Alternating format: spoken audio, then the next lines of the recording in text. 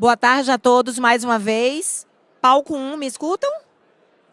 Ok. Vamos dar início agora ao painel 3, Fintech Sync, a nova arquitetura do sistema financeiro, tecnologia, inteligência e experiência na era das plataformas. Convido ao palco para compor esse painel Letícia Alcântara, diretora executiva Fiabilité RPE. Seja bem-vinda, Letícia. Convido também o Christian Pedrosa, CEO da Digaí.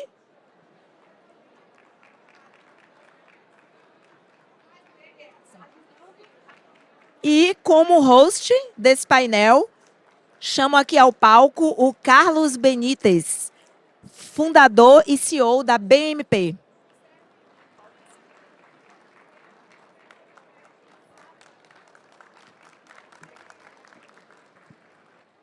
Horário contando já? Podemos começar? Bom, eu gostei do nome, porque ele diz praticamente uma macarronada com feijoada aqui. Então, como a gente tem pessoas especiais aqui que entendem pra caramba de tudo, a gente vai falar de tudo relacionado à inovação e a mercado de tecnologia voltado para o mercado bancário.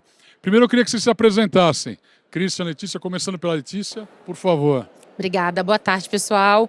Eu sou a Letícia, diretora executiva da Fiabilité, uma unidade de negócio da RPE, processadora de cartões voltado para varejo. Nosso mercado, né, de processamento, crédito, cobrança e toda a jornada de crédito, né, não só para o portador final, mas para as empresas que concedem esses créditos hoje. Sou o Christian, eu venho da carreira da cibersegurança, então começava a trabalhar nos Estados Unidos, trabalhei 10 anos lá. Em 2019 teve um escândalo da Cambridge Analytica, que envolveu bastante AI, eu fui lá chamado para trabalhar no Facebook. Group. Aí depois do Facebook eu acabei vindo para o Nubank, onde nasceu a nossa startup, a Digaí, que agora está aí bem especializada no mercado de cobranças. Depois eu vou querer, vamos saber dessa tua experiência, depois eu vou querer conversar com você sobre isso. Letícia, me conta uma coisa, vocês constroem estruturas de processamento de cartões que não são tão básicas como eram nos anos 90. E qual é o desafio que vocês têm para mudar ou para colocar o teu produto dentro de uma característica de varejistas que estão há tantos anos, 30, 40, 50 anos no mercado, onde o sistema deles, eles mesmos construíram, o treinamento da área comercial eles mesmos fizeram, e não necessariamente olhando o nível de governança, o nível de controle e gestão correto. O que vocês enfrentam para colocar uma leitura de que vai resolver o problema deles, mas eles têm que se adaptar, a cabeça deles tem que se adaptar a esse novo modelo? Perfeito. O varejo ele é super dinâmico, né?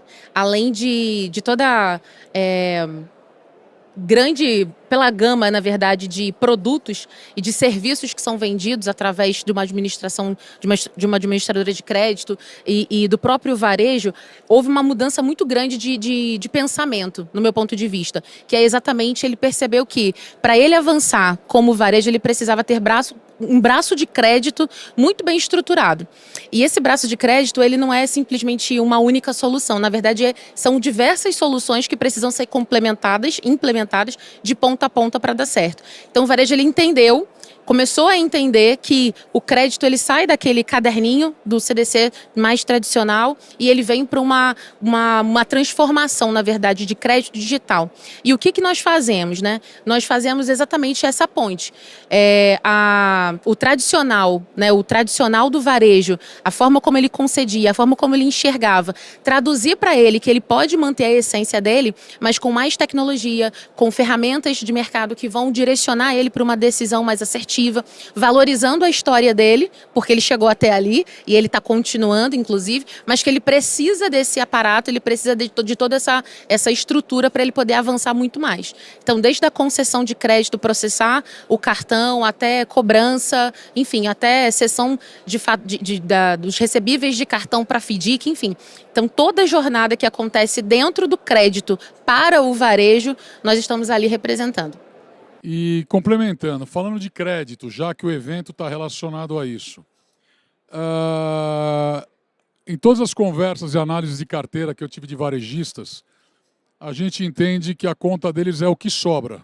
Quanto que eu vou ganhar, né?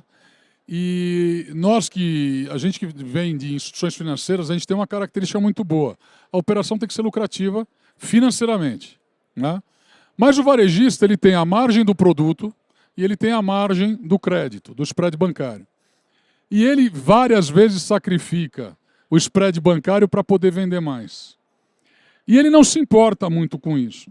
Só que o que acontece? O mercado tende a cada vez ficar mais apertado, tanto o preço de markup dos produtos, quanto o controle de spread bancário baseado na inadimplência que ele pode gerar. Como que você tem discutido, ou como você tem visto alguns varejistas se posicionando em relação a essa preocupação, a esse risco futuro que pode vir, não? Boa pergunta. Há um tempo atrás, o varejista olhava para um private label, por exemplo, como mais uma forma de pagamento dentro da loja dele. Essa cultura ela tem mudado, porque ele percebeu que o private label, por exemplo, é uma outra estrutura, de fato, um outro negócio, e que, se bem direcionado, bem gerenciado, estimula, não só pelo que sobra, mas estimula o próprio varejo como o principal negócio dele, para expansão de lojas, e não só para expandir lojas, mas para diversificar, inclusive, produtos, negociação, inclusive, com os fornecedores dos produtos principais ali que ele tem no varejo. Então, eu acho que essa mudança de pensamento sobre saiu de uma forma de pagamento e virou um negócio é algo que tem acontecido. É muito claro para todo mundo? Ainda não. Existem ainda algumas barreiras em relação a isso, para ele poder entender que o que sobra do cartão ele não é simplesmente injetar diretamente no varejo. Às vezes é exatamente você reinvestir dentro daquele braço financeiro para você expandir ainda mais aquela carteira de crédito. Porque aquela carteira de crédito, ela impulsiona a fidelização, a marca, ela gera, na verdade, serviços que vão gerar outras receitas, outras fontes de receitas que o varejo por si só ele não conseguiria abraçar, ele não conseguiria ofertar. Isso gera, inclusive, a concorrência. Porque se você for olhar, o cliente final, ele está comprando, às vezes, o mesmo produto, com o mesmo produto financeiro no concorrente. Então, o que te diferencia? Então, se você não encarar o serviço financeiro como uma estratégia e um negócio apartado do varejo, por mais que você queira, né, impulsionar o varejo também, mas se você não tratar de forma com seriedade, de fato, você não entendeu o jogo ainda. E cada vez mais, o aperto do mercado, concorrência, a margem, ela está aí. Então, eu acho que quem não vier pela percepção vai vir na dor. De repente correr o risco até de diminuir um pouco do espaço que se tem hoje, para depois entender que não, eu preciso de fato para sobrevivência e para impulsionar o meu negócio como um todo. Muito bom. Cristian, antes da gente entrar em AI, a gente tem que levar o caminho até chegar na AI. Eu sempre falo que se não tiver um caminho não tem AI, né? Porque a AI tem que funcionar em cima de alguma coisa. Você que tem uma história aí ligada à cibersegurança, quando a gente fala que a gente está abrindo operações em grande montante, em varejistas, e trazendo um grande volume de pessoas para conexões bancárias de diversas formas, via varejo, via atacado, via neobankings, e que a gente tem o cara com aparelho com vidro quebrado, que a gente tem vulnerabilidade, que a gente tem mídia social. Como é que você vê esse mercado, principalmente porque hoje os crimes eles não acontecem mais na porta de entrada do banco. Ninguém vai mais no caixa roubar o banco, né? A gente recebe essas informações agora na nossa conta de manhã quando abre, né? Como é que você vê isso, principalmente com essa proliferação de contas digitais, que na verdade muitas delas os clientes só têm para fazer um tipo de operação e depois ela fica adormecida dentro do aplicativo deles? Tendo morado 10 anos nos Estados Unidos, trabalhando com isso e vindo para o Brasil, tem um fenômeno aqui que é feriado, fraude diminui. Porque o golpista ele vai curtir com a família dele. 6 da manhã, o fraudador ele toma um café dele e ele pensa, né, como é que eu vou fraudar hoje? O que eu vou desenvolver de software? Eles pagam bem, desenvolvedores de software, tem universidades para formação, a gente já conseguiu deflagrar algumas dessas para o crime organizado. Então, você tem que entender que o outro lado está muito bem equipado E daí que surge a oportunidade de inovar e proteger o cliente final. Então, chegando no caminho da IA, né? Eu venho aí de uma carreira de 10 anos de cibersegurança. A gente criou essa IA conversacional porque após a pandemia, os 10 mil PAs que atendiam o Nubank foram todo mundo para casa e você é um analista de cobrança, ganhando um salário mínimo, com informação ali de 50, 60, depois 100 milhões de clientes. Os incentivos estão muito alinhados para você tirar um print da tela com o seu celular, para você falar com outra pessoa. E daí que a gente começou a resolver esse problema com uma IA e foi ver que, por tudo que está sendo falado aqui, né, nesse evento, ela consegue cobrar mais, ela consegue estabelecer mais empatia. Então, a gente vê hoje, muitas vezes, as segundas e terceiras linhas de defesa de uma organização grande como um grande advogado dessa inovação, porque traz segurança, mas também melhora o atendimento, né? Interessante você ter tocado nesse assunto, né? A mudança que vocês estão propondo não é só necessariamente a eficiência e a redução de custo, mas sim a segurança, né? Conta um pouco para a gente aonde a IA vai melhorar esse processo de segurança. Porque a parte de redução de custo a gente sabe, eu vou ter 24/7 trabalhando que não vai cansar. A minha dificuldade vai ser treinar a máquina, para que ela cada vez mais seja assertiva e não derive para uma mesa. Mas em termos de segurança, eu tenho visto diversas startups pelo mundo aí, com ideias muito boas, inclusive, mas as ideias têm que fazer sentido para aquilo que você usa, principalmente porque você precisa personificar hoje, quando a gente fala em personificação dos bancos digitais, personificação de produtos que vão ser oferecidos no mercado, você também tem que ter a personificação do modelo de segurança que você vai adaptar àquele produto específico. Como é que você vê a IA entendendo isso e protegendo? Porque, na verdade, tem lugares que tem uma massa crítica muito grande, mas tem gente que quer contratar vocês, por exemplo, que não tem tanto cliente assim, como uma Casas Bahia, vamos dizer assim. Então, perfeito. Então, acho que em 2024, a principal porta de entrada da IA era exatamente eficiência, né? O pessoal está implementando IA conversacional como se fosse um Robotic Process Automation, um RPA de 10 anos atrás, e você vai acumulando dados. Hoje, quando você vai, por exemplo, no ChatGPT, você bota um livro e você pergunta uma passagem específica, se o livro não for muito longo, você consegue tirar de todo esse texto a passagem específica. Então, à medida que seus agentes estão lá trazendo eficiência, eles vão também aprendendo o que funciona, o que não funciona, e identificando padrões que pode ali trazer certos triggers para a sua operação ficar de olho.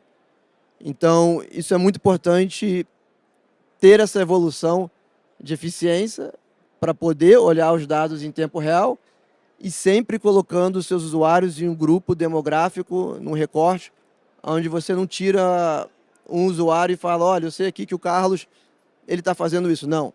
Eu estou vendo um certo movimento dentro do recorte aqui desse CEP, que faz esse tipo de operação. E quando algo sai do comum, e os seus agentes já estão lá falando com 10, 15, 20 mil pessoas por dia, você consegue detectar anomalias. E aí que a IA mais antiga, sem ser a Generative AI, consegue identificar algo suspeito. Okay. Vamos lá. Voltando na personificação de produtos, hoje a gente tem, e eu posso falar mais claramente, as estruturas de Banking as a Service, de BaaS. Né?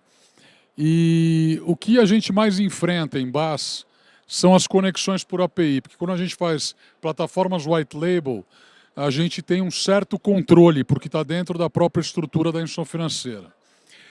Mas diversos sistemas e diversos produtos não conseguem ser operados por white label porque o cliente tem uma jornada de relacionamento, o parceiro tem uma jornada de relacionamento com o cliente dele diferente daquilo que você construiu, porque não dá para você construir uma plataforma para cada um. Né?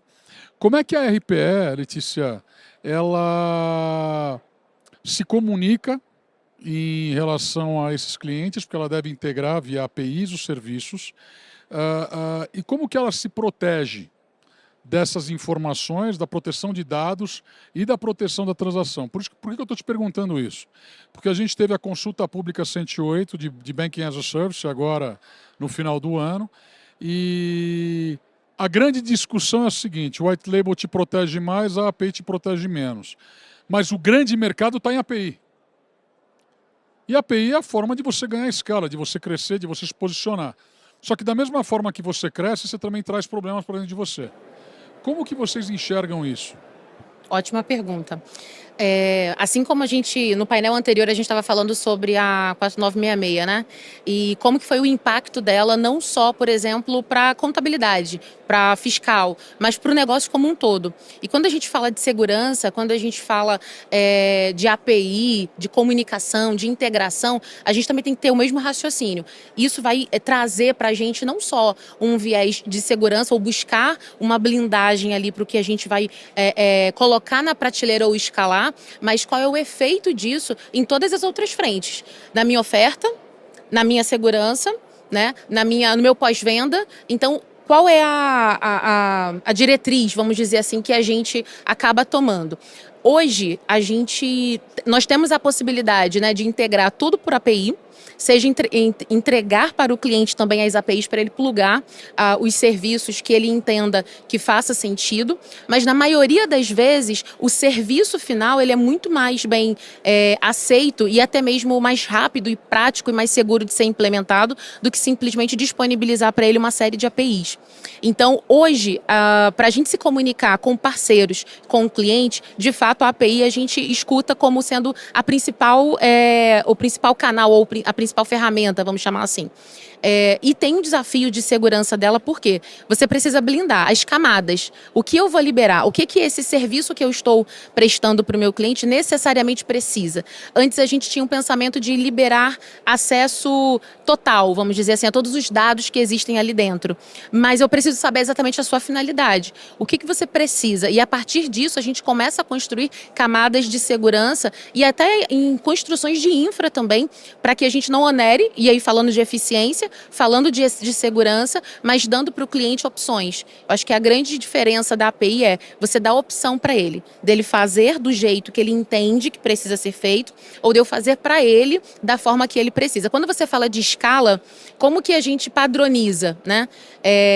A maior parte dos serviços são padronizados. Pensa numa mesa de crédito. Você tem ali uma estrutura para você fazer a captura das informações, da biometria, da assinatura. E para todo mundo que concede crédito, o caminho principal, vamos dizer assim, ele é igual para todo mundo. O que vai diferenciar é a sua inteligência e o que você quer de concessão daquele crédito. A sua política, o grupo de pessoas que você destina, por exemplo, dentro da loja para ofertar aquele crédito para um cliente. Então, a gente adapta a realidade, escuta o que ele quer e o que ele está fazendo para adaptar o que está na esteira, que é padrão para ele. Essa adaptação não chega a ser uma customização, mas é uma adaptação inicial para a operação. Exemplo, nós atendemos aqui na maior parte varejistas do segmento alimentício. Né? O comportamento de crédito, de recorrência, é completamente diferente do varejo de moda. Então, mas a minha estrutura de concessão de crédito, por exemplo, é a mesma. A minha disposição de gerar informação para que ele possa acompanhar o risco da carteira dele é a mesma. Mas como ele utiliza? Qual é o efeito que ele acaba tendo de resultado com base naquela informação ou naquela jornada? E eu acho que esse ponto é bem interessante e vai na segurança porque vai além de fornecer um serviço, uma plataforma, por exemplo, de serviço. Vai além da gente dizer para ele qual é o caminho, de apontar, olha, tá todo mundo indo por aqui. E além, olha, vamos fazer junto? E aí, quando a gente traz esse cliente para a cadeira do parceiro, você divide o risco, você consegue se antecipar a cenários que poderiam ser colocados ali e você ser pego de surpresa, por exemplo, e a gente consegue fortalecer. E aí, eu acho que é a vivência, né? Eu acho que o que acontece com o parceiro, o que acontece no mercado, o que deu certo, o que deu errado, nós precisamos ficar muito atentos a isso para a gente também fazer o nosso dever de casa, seja na segurança, seja na adaptação. Não é só olhar para o produto, é olhar para o movimento que está acontecendo de forma geral, no cliente, no mercado, e eu acho que não existe um viés de a segurança ou risco, é uma coisa só. que vai ter o efeito, né, diferente em todas essas esferas. É a eficiência do ecossistema. Exato. E acho que só, se puder complementar, né, o software do ponto de vista de engenharia, né? Hoje eu sou engenheiro de planilha e PPT, mas trabalhei bastante com código. Não existe bala de prata, não existe IA que você vai colocar no colo da operação e vai dar certo, e não existe API perfeita. Por isso que eu concordo que o white label não escala, porque se você compra o acesso da API, mas não tem documentação, não tem engenheiros que vão te explicar, que vão construir um endpoint específico para o que você precisa fazer, você vai ficar com um contrato anual, caro, não vai funcionar. Então, muito cuidado sempre quando você está falando de integrar com a API, porque você precisa de hora de engenharia em ambos os lados e uma comunicação ali transparente. Quando a gente fala de API das próprias instituições financeiras, elas têm que criar mecanismos de monitoramento mais pesados. E aí eu vou um pouco mais a fundo na Diga Aí. Conta para nós, por que veio essa ideia de você construir a Diga Aí, saindo do Nubank, vendo esses problemas depois da pandemia. E quando o teu colega falou, não, a gente é uma plataforma de cobrança que usa AI, eu falei, não, você não é uma plataforma de cobrança. Vocês têm uma plataforma de relacionamento entre duas pontas e que você utiliza esse relacionamento para efetuar cobrança. Mas você pode fazer qualquer outra coisa, desde que você treine a máquina para ela poder integrar. Então você está unindo duas pontas para conseguir um resultado. Conta um pouquinho. Você já contou rapidamente, mas eu queria que você... Porque eu achei muito interessante você ter falado da segurança, coisa que ninguém fala. É todo mundo IA, dados, você vai lá no Google, R$ 9,99, você baixa um aplicativo de IA que analisa dados e faz isso, faz aquilo. Não. Da onde veio essa ideia, Cristiano? Quando você contrata alguém, por exemplo, para fazer uma operação de cobranças, né? Você não vai dar um ticket muito grande na mão dessa pessoa e você vai gerando confiança aos poucos. Com a IA é a mesma coisa e você precisa sempre monitorar os controles, aquilo que a gente chama de guardrails ou corrimão, para ter certeza que ela não vai alucinar, ter certeza que ela não vai errar um centavo, porque se você erra um centavo vezes 1 milhão, isso é um prejuízo. Então a gente fala inteligência artificial. Pessoal, o começo vamos botar uma IA para funcionar e ter um relacionamento talvez parecido com o N1 que acabou de sair da faculdade ou que nem faculdade fez. E aí você vai todo mês refinando, entendendo como que os seus consumidores estão reagindo, aumentando aos poucos, e você chega, eventualmente, a gente tem, né, Hugo, muitos casos de pessoas agradecendo a nossa IA por limpar o nome, por mudar a vida, por ela poder estabelecer uma empatia. Então, o relacionamento é o futuro, né? O seu gerente de banco ele te liga e te conhece, a IA ela vai conhecer de onde você vem também, mas vamos com calma. Eu sou o que mais quer vender IA de nós três, provavelmente, mas não adianta achar que bala de prata vai vir e resolver seus problemas. Então vamos quebrar um pouco de paradigma aqui. Porque tem gente que não está dormindo mais porque não tem IA envolvida ou embarcada na sua solução. Porque tem um concorrente dele que colocou. E ele fala, cara, eu preciso fazer isso, senão vou perder cliente. Eu entendo que a IA não é um negócio novo. Ela só é um negócio fácil hoje em dia, mas ela não é um negócio novo. A gente já fala de aprendizado de máquina há muitos e muitos anos. Os bancos já utilizam aprendizado de máquina em modelos estatísticos há muitos e muitos anos. Não só para análise de crédito, para cobrança, mas para todas as modelagens que eles fazem para produção de sistemas, controles de processos internos. Já se usa muito isso, porque são trabalhos repetitivos, correto? Então a gente desmistifica isso. Maravilha. O que vocês acham que vai impactar o negócio de cada um de vocês nos próximos anos? A IA vai impactar o negócio de vocês nos próximos anos? Eu diria que integrar, na verdade, a IA como a gente... começando, né? Entender o que a IA é, onde ela está, porque ela já está, né? Quando a gente faz, por exemplo, o processo de construção de um modelo de Behavior Score, ela está ali dentro. Quando eu tenho a monitoria com todas as informações do que acontece na esteira de crédito ou no processamento, ela está ali dentro também de alguma forma. Então, o que a gente precisa, no meu ponto de vista, entender é como integrar essa tecnologia às nossas jornadas do dia a dia. E aí um exemplo, definição de política de crédito. Imagina que você tem lá, né, da processadora, você tem um universo de informações. Se você sabe exatamente o que você precisa fazer, o crédito de forma assertiva, por exemplo, para um cliente, para um seu cliente, né? Que tipo de crédito você vai dar, dependendo do risco que ele tem para você, naturalmente você vai ter uma saúde dentro da sua carteira melhor. Você vai ter aquele cliente retornando com você mais vezes porque você está entendendo o comportamento dele. Quando a gente pega, por exemplo, a inteligência artificial e torna serviço, você ganha braços a mais dentro da tua operação. Então, imagina você criar políticas de crédito, regra de comunicação ou régua de comunicação, de cobrança, integrado, por exemplo, com as assessorias e com as plataformas, vamos dizer assim, soluções, né, de cobrança. Você vai alimentando uma tecnologia, você vai dando para ela mais insumos para que ela possa te devolver as perguntas que você precisa ter respostas, para você retroalimentar esse modelo e você continuar fazendo o negócio. Então, eu entendo que, olhando para o futuro, o grande desafio é entender que não é um bicho de 7 cabeças, não também trazer a IA como sendo algo completamente disruptivo, mas a implementação do humano com a IA. O que eu peço, o que eu quero que a IA faça para mim?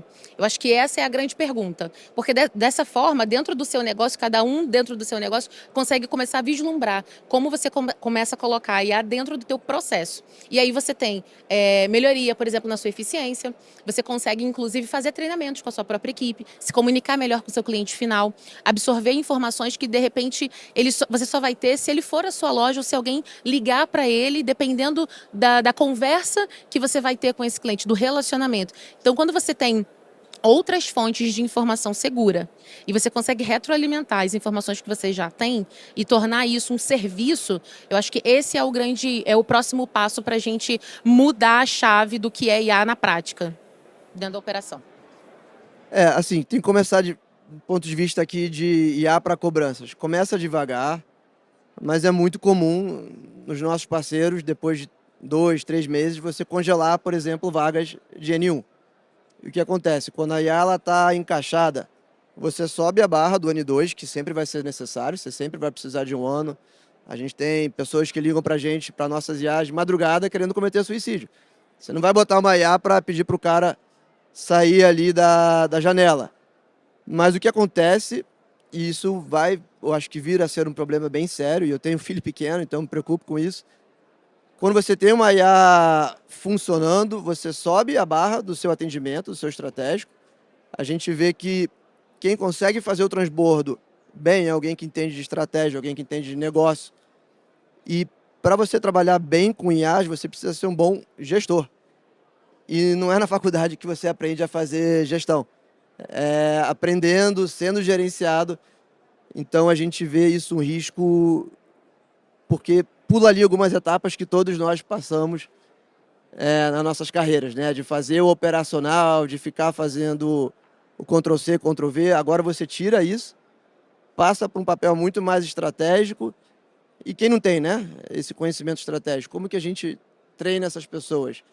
Então esse é o risco aí que eu vejo, mas uma oportunidade também, porque sobe a qualidade do atendimento humano. Cristian, vou te fazer uma pergunta, vou me meter no seu negócio. Por favor. Tá? Porque eu gosto de... Eu sempre separo em solução e funcionalidade, né? E aí pergunta o que é. Solução é aquele algo completo que normalmente embarca uma funcionalidade, que pode ser sua ou várias funcionalidades, que podem ser suas ou coletadas de fora, né? De outros players.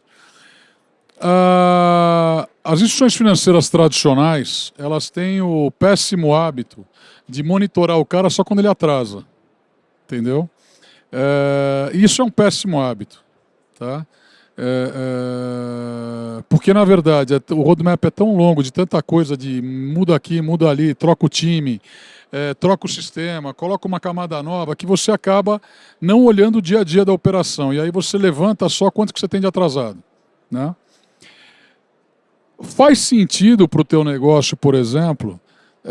e como isso faria sentido e qual a disponibilidade das instituições financeiras em fazer isso, já que você tem conversado com algumas, em te liberar espaço de visibilidade dos clientes e comportamental dos clientes dentro do dia a dia deles na plataforma, para que quando houver uma necessidade de interação, relacionamento ou cobrança mesmo, a IA, a tua ferramenta já esteja preparada com todo o comportamental dele dentro da instituição financeira? Excelente pergunta. Infelizmente, o Brasil ainda é um país viciado na ineficiência, mas a gente tem cases e cases de clientes onde a gente faz uma cobrança sem falar a palavra boleto, sem falar a palavra vencimento, que é onde a IA consegue entrar.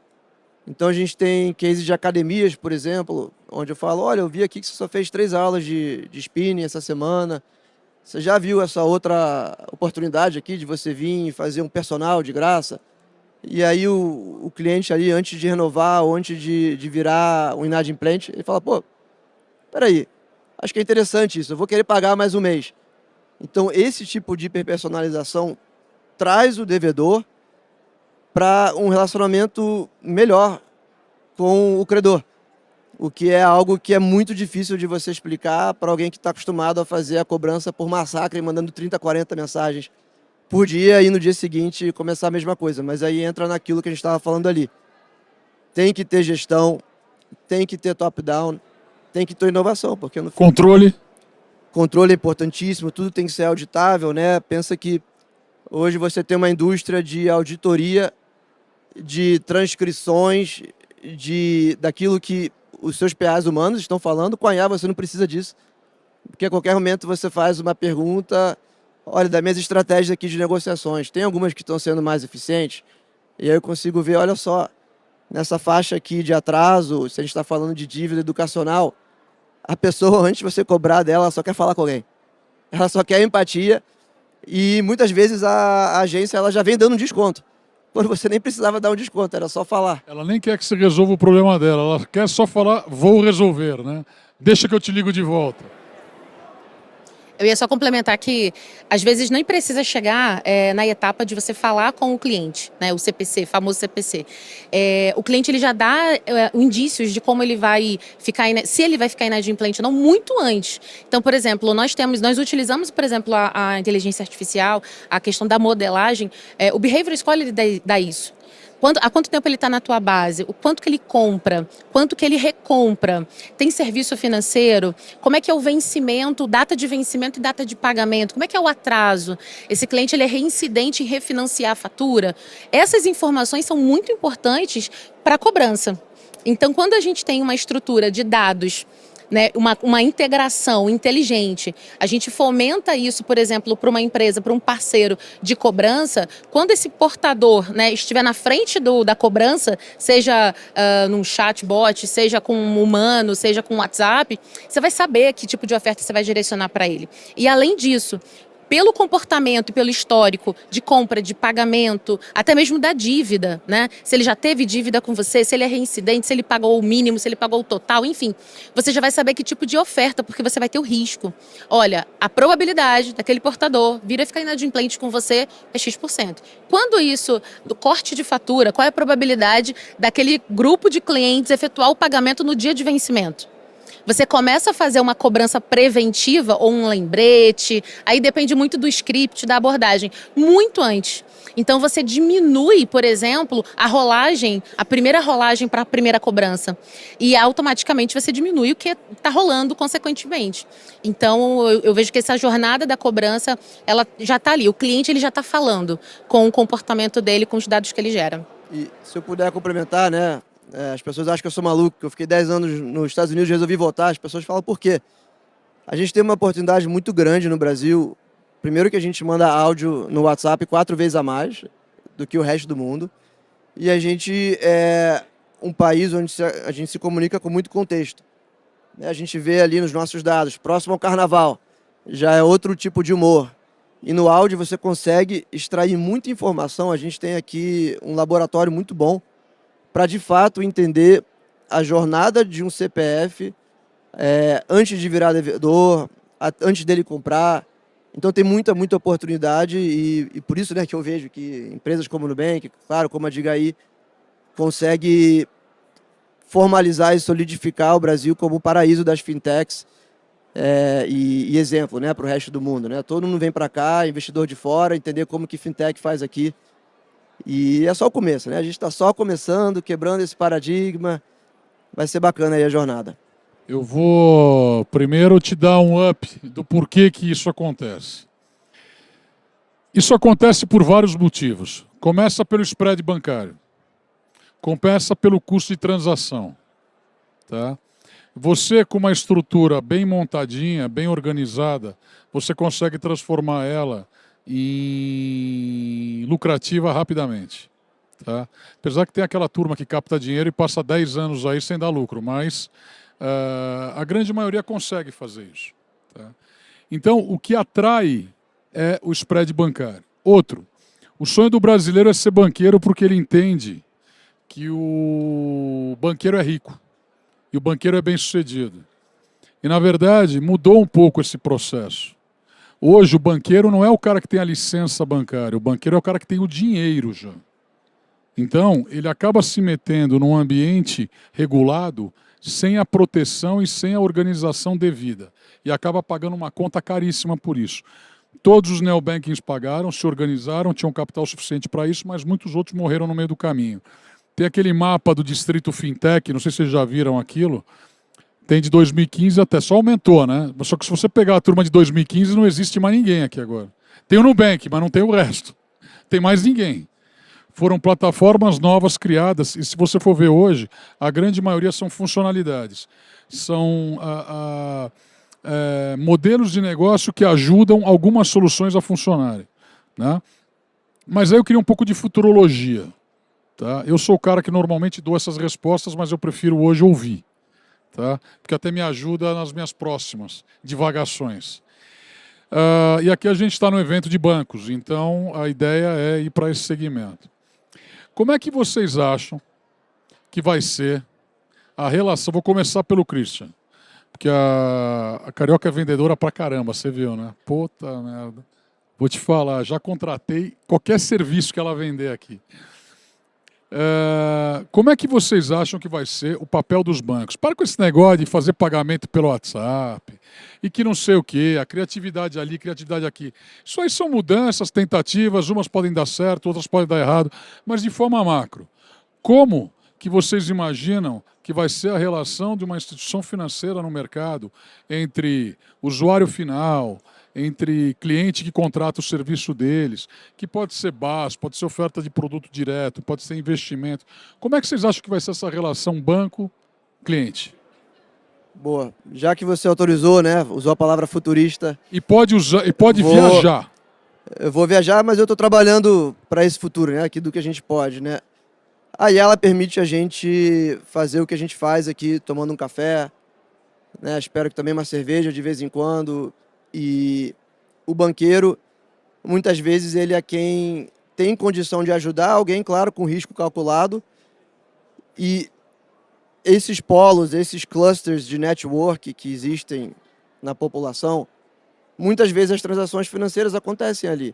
Você emprestar dinheiro para um amigo seu, os seus pais te darem uma ajuda, investirem na faculdade do filho. Então eu vejo o futuro do banco como uma malha que facilita esse relacionamento entre pessoas que podem se ajudar e realocar capital de maneira mais eficiente. Então, para isso, é claro que a hiperpersonalização é um caminho, mas é realmente entender o que uma pessoa precisa em devido momento. Hoje, o RAG, que é a funcionalidade de inteligência artificial que consegue acessar dados em muita velocidade, ela está só começando, alucina. Então, eu consegui fazer algo que talvez a blockchain está indo para esse caminho, uma realocação de capital entre uma rede de relacionamentos de maneira preditiva, já tendo acesso à sua conta bancária, ao seu histórico. Então, se você está indo tomar uma com seus amigos e você está ali com a fatura já estourada, talvez já tenha ali alguma opção de crédito que você nem precisa lá ir aprovar, porque você já vai confiar, né? Que nem a gente entra no Spotify, a gente já sabe que se apertar qualquer coisa lá, vai curtir em algum momento a música. Então, vai sair muito mais desse transacional para confiança, né? Eu confio nessa malha aqui, nessa rede, que vai me permitir ter saúde financeira na minha vida. Você, resumindo, você imagina que o formato de venda, oferta de um produto financeiro seja reverso perante o que a gente tem hoje. Quase imperceptível, Porque eventualmente. hoje o banco ele constrói e sai para vender. Ele faz uma análise superficial. Você quer fazer uma operação a 36 meses, mas o banco fala, só te dou 24. Aí a tua operação é 36. Eu sei porque eu estou contando isso porque aconteceu comigo, tá? Então, há muitos anos atrás, porque a minha história não é só de coisas boas, né? Eu tenho uma história bem mais complexa do que isso. Mas eu entendo que o banco vai entender você antes de você precisar tomar uma decisão. Como se cada pessoa, né, pensando em pejotização, eventualmente tivesse um board com um CFO ali que está com os relatórios mais recentes e perguntasse, vem cá, e se eu fizer uma operação assim? E o CFO vai conhecer você como se você fosse uma empresa. Então aí que o Open Banking eu acho que traz muito dessas vantagens, mas eu acho que vai ser algo muito mais no background, que você confia, e aí uma vez que você entra no banco que você confia, não vai ser pela marca, não vai ser pela reputação, eu vou deixar meu dinheiro em um lugar seguro, vai ser por quão bem eles conhecem você. Open Banking ainda tem tempo. E vou te falar, Tá tá errado o começando. modelo, não vou nem entrar no detalhe agora, tá errado o modelo do Open Banking, já falei para o Banco Central, já falei com o Gilneu isso, ele não concordou, não preciso dizer que ele não ia concordar mesmo, mas estão refazendo o modelo, vamos dizer assim, estão revisando se tem formas de se mudar isso. Mas eu vou somar mais uma coisinha, depois a gente termina ali. Eu analisei aproximadamente 5 milhões de estabelecimentos comerciais durante um tempo aí de 2018 a 2022, 2023. E uma das coisas que eu percebi ali, principalmente olhando alguns segmentos específicos de muitos marketplaces, vendas digitais, é que se você pegasse alguns dados de comportamento de venda na plataforma, então era tempo de venda na plataforma, faturamento consistente, com pouca volatilidade, ou volatilidade nas datas específicas, entrega correta, logística correta, baixo nível de reclamação, baixo nível de chargeback. E eu pegava, e depois eu ia analisar toda a parte financeira, Serasa, balanço da empresa, ou faturamento, extrato bancário, dados dos sócios. Eu conseguia aprovar só com os dados comportamentais 92% do que todos esses dados financeiros, que eu tive que pagar por eles, acertavam. Então o que a gente está falando é que o comportamento do dia a dia vale muito mais do que um balanço. O comportamento do dia a dia vale muito mais do que o faturamento. E você consegue com o áudio ver se a pessoa está feliz. Né? Seu time de futebol ganhou, né? Eu sou botafoguense, então são raros os momentos aqui de alegria, mas quando o Botafogo... Pô, acabou de ganhar campeonato. Quando o Botafogo... Poxa, quando não o Botafogo... reclama, porque agora é daqui 50 anos de novo. Pois é, mas quando você está feliz, você compra mais. E quando você está estressado, talvez você não quer receber uma cobrança. Então agrega como que uma pessoa está se sentindo nesses dados que você mencionou, ele consegue mexer em alguns pontos percentuais aí. Letícia, qual é a sua previsão para o futuro? Bom, eu acho que cada vez mais ampliar o ponto de venda, sabe? A solução, por exemplo, do banco, ela tem que estar integrada com o varejo, dentro da solução que o varejo apresenta hoje para o cliente. Porque o cliente está em vários lugares diferentes. Então, se você consegue ter uma abordagem em vários lugares diferentes para ele também, mesmo que não seja você o principal representante daquela instituição ou daquele serviço, mas se você, de alguma maneira, você está ali presente com o seu serviço, com o funding, com o que quer que seja, você começa a ter mais oportunidade de efetivar aquela venda e de canalizar aquele cliente e de ter mais informação sobre ele. Cada vez mais, o comportamento dele dentro da tua base de dados e do teu relacionamento tem mais valor para o que você vai trazer para ele. E cada vez mais ele não precisa sair para poder ter um serviço financeiro, quando a gente fala de varejo. Porque você pode trazer esse serviço financeiro para dentro do varejo, com as parcerias. E aí eu acho que o futuro do banco é pulverizar esse balcão de vendas para não ser só no banco, para não ser só o banco como a instituição que está indo lá bater na porta dele para oferecer um serviço. Primeiro porque existe um rótulo, né, e algumas